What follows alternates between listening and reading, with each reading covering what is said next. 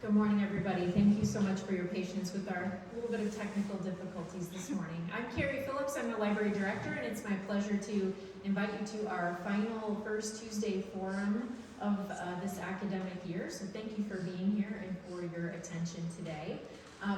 The announcements were scrolling kind of quickly there, but hopefully you caught those. I'd also encourage you to be weather aware this afternoon. It sounds like we may be in for some interesting weather. That seems like it's the way things are in Ohio right now, but pay attention to that. But for the next little while here, let's enjoy learning from one of our fellow students, our fellow campus community members. And I would like to invite Phil Second to the podium to introduce our speaker today.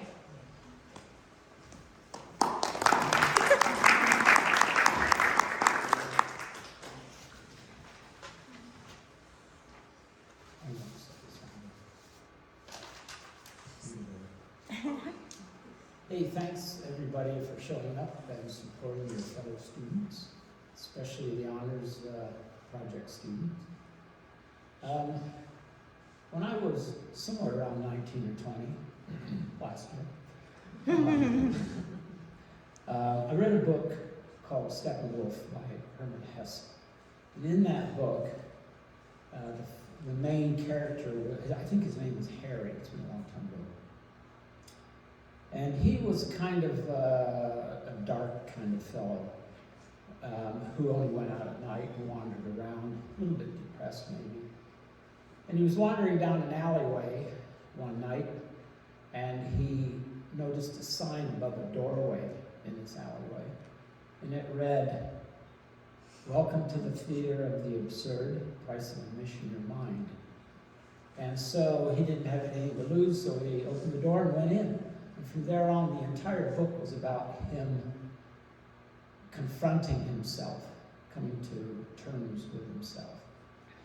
And it sounds like, from Callie Bilen's work, that that's exactly what's happening. And whether you're into theater or poetry or ceramics or painting or composing music, it's all part of that same creative process. And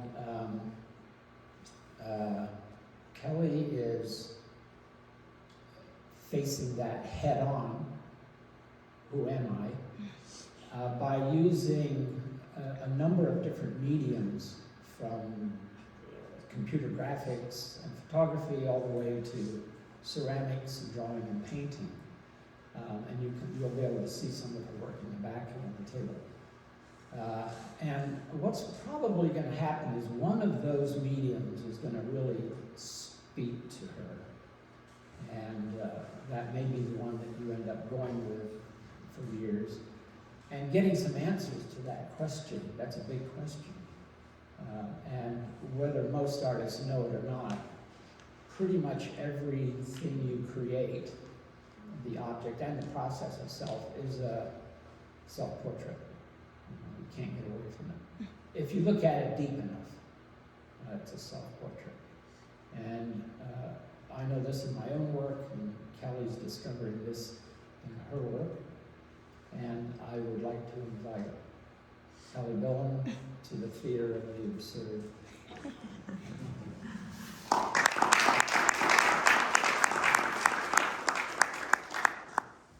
Well, hi. Thank you all for coming. I'm really excited that I get to talk about my project because it's been quite a bit in the making. Ever since Luke Myers mentioned the Departmental Honors in my BAS class, my Becoming a Scholar class, I've been interested in the opportunity because I figured I could relate it to a senior thesis, which is essentially the same thing but without the honors.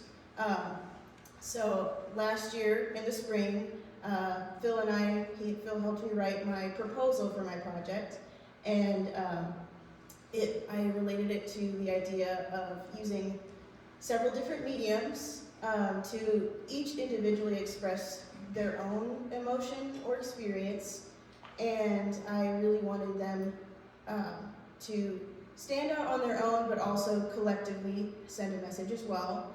And like Phil said, I use this as a conduit to kind of find out who I am. So it's been a really rewarding experience, and I'm glad to be able to share it with you.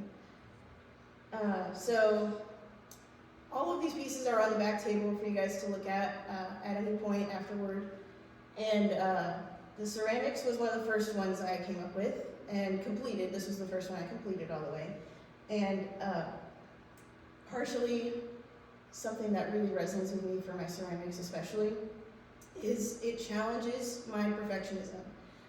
Because for a long time, especially right at the beginning of ceramics, I really tried to make everything perfect and symmetrical and well built, and I think I was able to achieve that at least sometimes, but there would be pieces like this where I make it and it flops around and the rim goes crazy, and I've worked with myself to allow for those happy accidents, to keep them and to work with them. And something that also can happen sometimes in a kiln, you can have a perfectly fine piece go in, and you can have a massively cracked piece come out. So the three pieces in this, the ceramics work are all pieces that came out cracked, but I was inspired by Japanese kintsugi and the idea of wabi-sabi. It's called wabi-sabi, which is essentially the acceptance and the celebration of wear and tear and imperfections. So I used that as my inspiration for the ceramics one. So next, my watercolor was one that I've had the idea for a while. I've kind of been inspired by Salvador Dali for my watercolor landscapes. I really like doing them. In the senior show this past month, I had a piece in there of watercolor that I did a landscape with a bed in the water, and it was along the same lines of this thought process. I wanted something to be very Salvador Dali and just let it flow and let it be something a little ambiguous that anyone else can walk up to and kind of have their own inspiration for it and their own connection to it. My reasoning behind this one is because in the past couple years over my college experience, I've gotten pretty severely sick a few times. I had COVID over the summer, my sophomore year, and I got mono last fall in my junior year. And it was really difficult. It's a weird experience. As someone who really likes people time and connecting with people face to face, being kind of forced into that isolation is something that's really difficult for me. But it's for the sake of other people to help them stay healthy as well. So I wanted to show that, iterate that with the watercolor. The reflection is specifically more saturated, and I drew the tree growing underneath because it's supposed to resemble the fact that right now it might be really tough, but it will be fruitful and there is hope afterwards, and that there's growth in this time of isolation, and you can use it as a time of reflection as well. So this one is probably the longest in the making, I would say. It's a wreath made of clarinet reeds that I have played on. I've been playing my clarinet for 12 years now, and I've been saving the reeds since right towards the end of middle school, so that's already like 8 years, 9 years, something like that. So I created this wreath. I laid them all out in a circle. That took a lot of detailing to do that. And the woven piece around the outside are the laces from my marching band shoes, because they also mean a lot to me. While I was making this one, I got a little emotional because music has meant so much to me in my life, and being a senior now, I probably won't have as much involvement playing my instrument anymore. There's just not quite as much time for it, and it's a little sad to me because I was almost a music major, so it's an interesting thing to help, kind of bookend my musical experience. Not that I'll never play my instrument again, but it's definitely one that I really wanted to use to pay homage to that experience and how I connect with music. I also like the fact that music and art go hand in hand, especially with the way that they can really get a point across without having to use any words. And that's just something that always really resonated with in music. It's so expressive without words. Yeah. So for my photography-driven one, I was really excited going into my film photography class this last fall. And at the end, our final for that class was a creative portraiture assignment. And I really wanted to work with what is called double exposure. So it was film, so you take 2 different film slides and expose it into one image, essentially. And from there, I was really inspired to incorporate photography into the honors project. I wanted to make it not double exposure, but long exposure. It's where you leave the lens open to capture movement. And I really wanted that to reflect, it's called dissociation. For me, dissociation is kind of, you zone out and you feel like the world is existing around you. Things are happening around you. And it's hard to bring yourself back into the moment. Sometimes you get lost in that feeling of disconnect. And I really wanted to play around with these portraits and see if I could get that to be, I wanted to see that on the screen, see that on the print, see if I can reflect that feeling from interior to exterior. And I think I'm really happy with these results. I also really wanted to take a quick thank you to my mom for helping me take those photos. It was really, it would have been a lot harder to do on my own, and it was really fun to do it with her too, so, yeah. And I'm not sure I would say this has to be the final piece for this series, but I think this is one of the more penultimate ones. In our digital imaging class this spring, we worked with what is called scanography. So this is where you lay your element down onto a scanner and scan it in, and then you edit them together in Photoshop. So you can imagine, to get this photo of me, I laid my face down on a scanner and I let my hair run wild. I really wanted that to be part of it, to let the hair just kind of be freedom. I put all these elements in. These flowers are bits and pieces of flowers I used to decorate a mirror in a collaborative piece with my other senior art majors. And they signify a lot to me as well. So it was really fun to be able to incorporate them in more than one project and to have that kind of motif go through more than one project. And I didn't purposely have the cheek highlight be a thing, but it came out that way and I really liked it.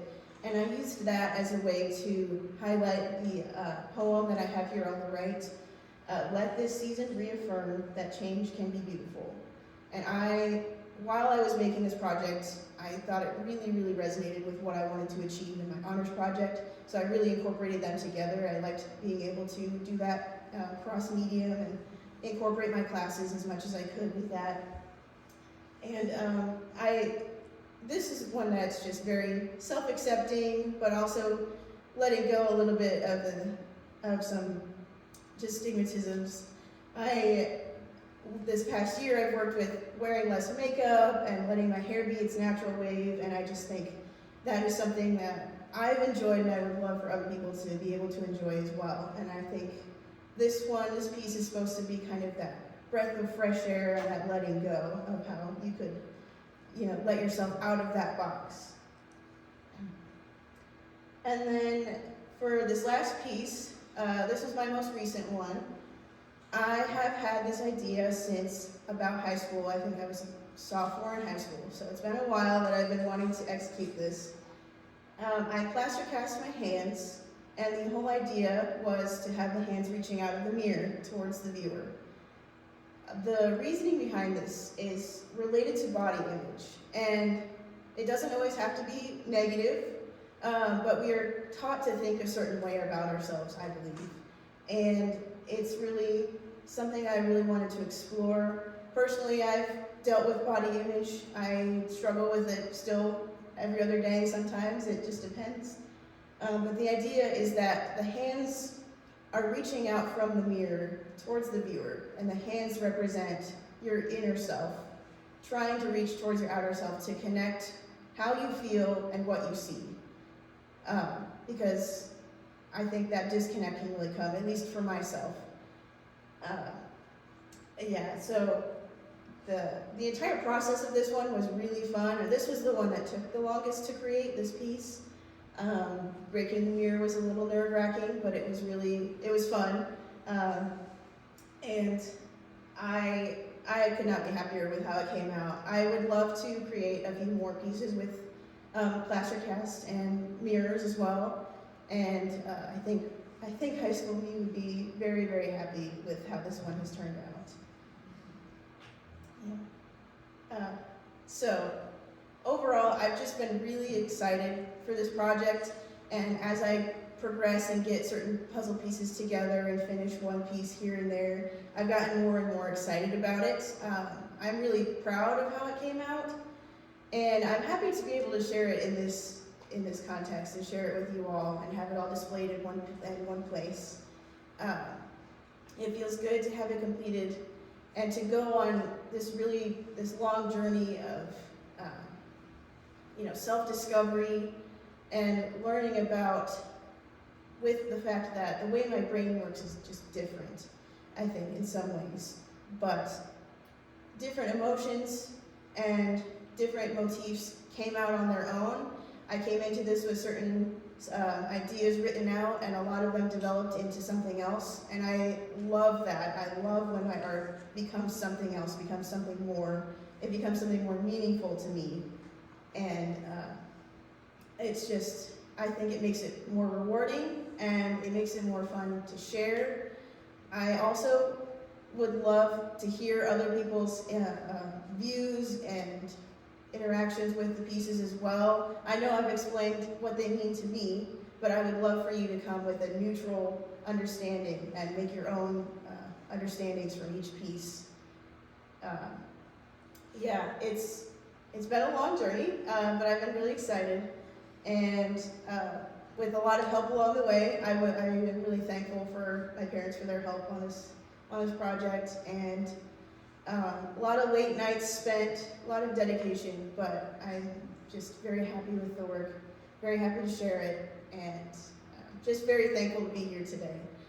So thank you all for coming. That's what I have, but I'm definitely here for questions. If anybody has any questions.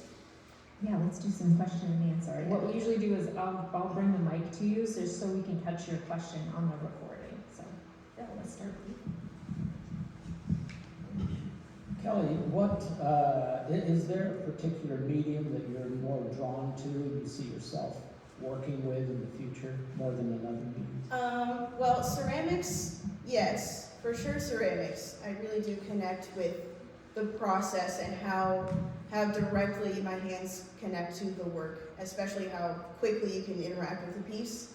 And watercolor. I've always really enjoyed making the landscapes in watercolor, and watercolor is very achievable. It's very easy to get to, and the supplies are not nearly as expensive as ceramics, so I feel like I can do a lot to express with the way that water will take the paint and do its own thing with it as well.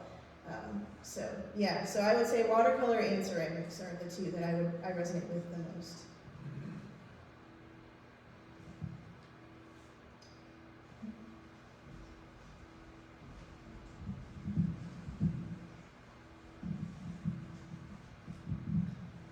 Has there been a class on campus that has most influenced like the direction of your art? Ooh, that is a good question. I wouldn't say there would be one specific class, but just over the course of my different graphic design classes, I feel like, because digitally there's so much variety that you can try out and work with and be inspired by. I feel like my graphic design classes have really helped me grow in that and be a little more open-minded. And I would even say my art history classes have also broadened my horizons with that as well. Just keeping open mind and learning about where certain things originate and how other people in other parts of the world create this kind of work. So yeah.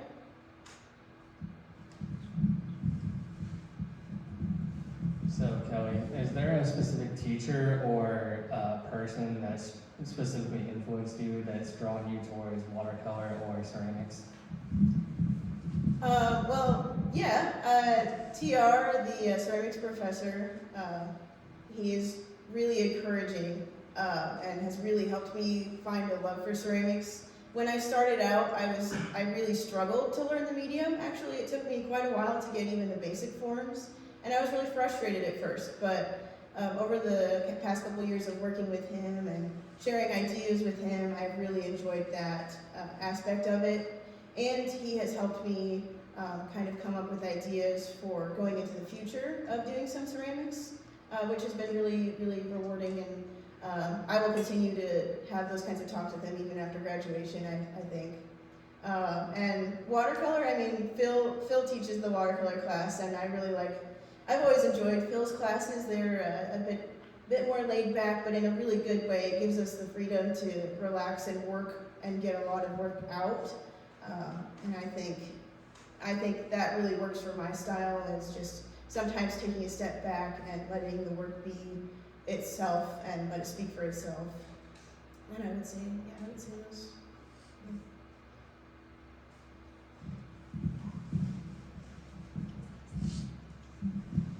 How do you feel that you've changed as an artist from coming into Bluffton to now? Ooh, yeah, that's a really good question. I've definitely expanded not only like my mediums that I've worked with, but really just my ideologies related to everything. I can come in and create a piece with a neutral aspect about it. In high school, I feel like I only ever made pieces for a specific reason, and I would only ever put my own feelings towards them onto the piece, if that makes any sense. I would reflect my own feelings about things.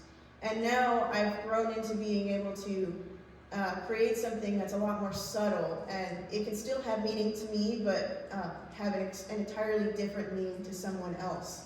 And that even my goals in art like that have changed as well. I've just had the goal of creating things that someone else can come up and find something that they relate to in a completely different context than I do. And I love that, because I would love to think of my pieces in a gallery where people have no context except for maybe a title card, and that they can draw their own conclusions and connect with it in their own way. So yeah, I've definitely changed a lot from who I was as an artist in high school till now. But yeah.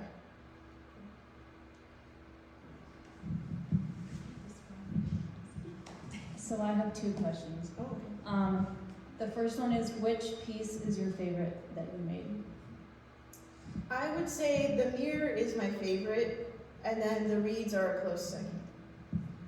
Because both of them mean a lot to me, but the mirror especially, it's been a long time coming, and I was so glad that I was able to execute it the way that it deserves to be executed. That's the reason I didn't make it in high school, because I wanted the ability to make it what I wanted it to be, and safely to do it the right way. So, yeah. Okay, and then the second one, you briefly talked about how you started out with a certain idea for some of the projects, and then they kind of morphed like while you were doing them. Yeah. Can you like talk about what they started out as, and then like describe how they morphed? Sure. So a few of them, I'd say a few of them did fairly stay similar. Like the hand in the mirror one especially, that was my strongest idea that I knew I really wanted to do. But the reed one especially is the one that has changed the most. I was going to do a wood sculpture instead, and I was going to have it as, instead of a kind of nostalgic feeling and letting go, it was going to be more about connection to animals and letting go of our pets. I was going to do a portrait of one of my pets who's passed on, and I thought that would be interesting, but given the opportunity and to use the reeds, I shifted my focus to that. The ceramics also stayed fairly the same. I would say the watercolor, it was more of an ambiguous idea going into it. So I liked to let it develop from kind of an ambiguous standpoint into the tree landscape. And then that's similar for the digital piece as well. I kind of just let it become its own thing and add its own elements and see how they fit in and all of that like a puzzle. So yeah. So what is the music written around the reed wreath? Yeah, so here, I'll go back. So it's down in the right corner is the final piece. On the right side, it's a bit hard to see, but on the right side down for the right half of it, is music from a clarinet quartet I played in middle school in, I think, 7th grade with some of my closest friends at the time. The 4 of us played a quartet every year up until about sophomore year of high school, junior year maybe. We would take those to contest and play those for a rating. And that group of us kind of grew up together because we did this kind of separate thing. It's more than just being in band together, it's deciding independently to create an ensemble together and practice together and perform it together individually in just a group of 4 of us instead of the whole band. And then the music on the left side, it comes up from the bottom towards the top, is another piece I played at contest. It's a solo that I played my sophomore year that I believe it's by Tartini, I believe. Don't quote me on that one, but it's just a solo that I played. I really loved playing it. It's just really fun to play. When I display this piece officially, I will display it with QR codes for each of the songs. I have QR codes, I just didn't get them displayed today, but they will be displayed so that any viewer can listen to what they are. But yeah, those are those pieces. So you told us a lot about how you've grown as you've been here from high school to now. Where do you want to go once you graduate? Like, what do you want to expand on? Ooh, that's a really good question. Well, I'm going into ceramics and producing pottery, but that's not necessarily always the deepest experience. So I have the goals of continuing art, graphic design especially, I would love to continue doing, mostly because it doesn't take up physical space. As it helps that it doesn't take up physical space like some of these bigger projects do. But really exploring, sense of self and self-identity is something that continually develops as you develop as a person. And I think I will continually have that surface in my work. And I could also see working more with just some landscapes. I would love to work more with landscapes and do more of a series of watercolor. I've never done a series before. Things like that. I have a lot of ideas up in here that I don't have on paper, but I will continue to make art. It's just because I like so many different mediums, I'm not exactly sure where I will start, and I think that's okay.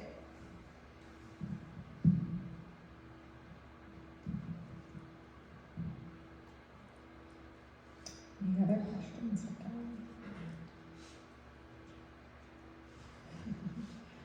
I had one and it has just out of my head. I thought of a different one. Were there connections to your senior show with these pieces and the pieces that you chose in your senior show? Can you draw some connections? Yeah. So the obvious one would be the inclusion of ceramics, except the ceramics in the show they were all finished. Those were the well-balanced ones, and they weren't the cracked ones. I wanted this group of them to stand out separately. Timing-wise, if I had all of the pieces completed, this is what I would have displayed in my senior show, this group of this body of work. But it didn't quite line up that way, but it's okay.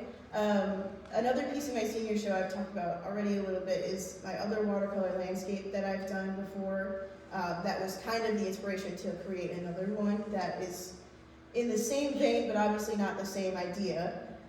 But the watercolor landscape really connects those two, and they're also the same size. That idea kind of connects over.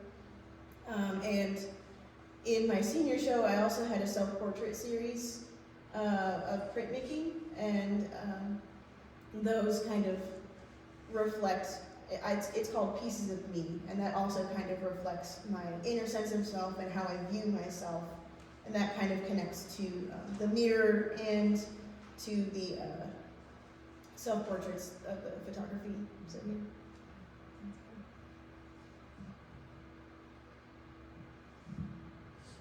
Any questions for Kelly? Okay, let's thank her.